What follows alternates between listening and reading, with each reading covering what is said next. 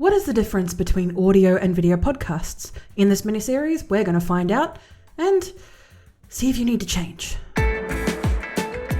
Welcome to Geelong Podcasters, your weekly podcast for tips and tricks to grow your audience. We are a group of passionate podcasters located in Geelong and the Bellarine in Victoria, Australia. If you're down our way at the end of the month, why not come to one of our free monthly meetup events? And also, find the booking links and more in the show notes. In this mini-series about audio versus video podcasts, we're going to discuss audience engagement and reach, production complexity, and monetization opportunities. Things to think about when you're thinking about maybe moving from audio to a video podcast, or maybe you're just starting a podcast and you're trying to figure out which method is best for you.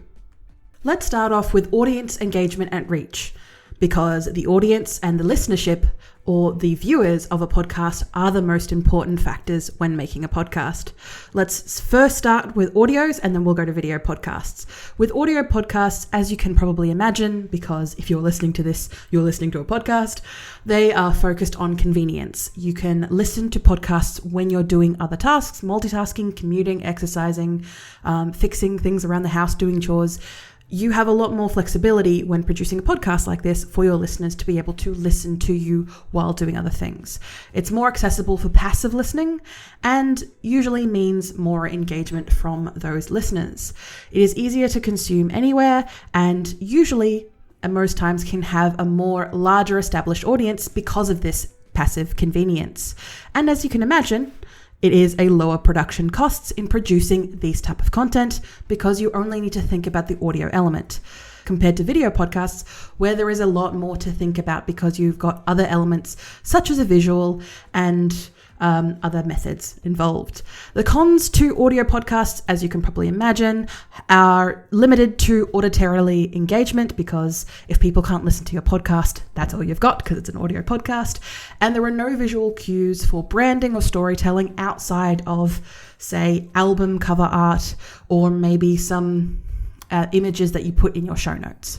This can't be used entirely and this can be used and when you're creating a podcast, especially an audio podcast, this has to be used quite sparingly. Now, compared to video podcasts, where you are combining both the audio content and visual elements to enhance viewer engagement. We're trying to get people on board and we're trying to capture their attention and keep their attention. And as you can imagine, video podcasts can be shared on platforms like YouTube, Spotify, and other podcasting platforms are slowly picking up the pace when it comes to video podcasts because of these following pros. That they yield higher engagement through visuals because there is something to both see and hear. It is better for teaching and demonstrating purposes if you are an educational podcast, and it opens up more marketing opportunities for video platforms. So, as you can imagine, these larger platforms who want the money are going to go for the place or going to go for the method that means that gives them more money out in the end. Because of course, why are any of us doing this other than money? None of us doing this for passion, right?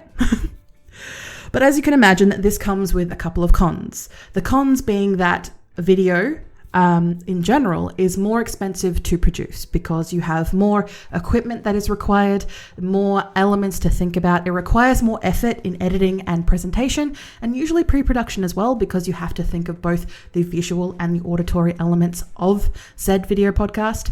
And it is not necessarily flexible for passive listening. And what I mean for this is that when you are creating a piece of content, you usually have an idea of how the audience is going to consume this in mind.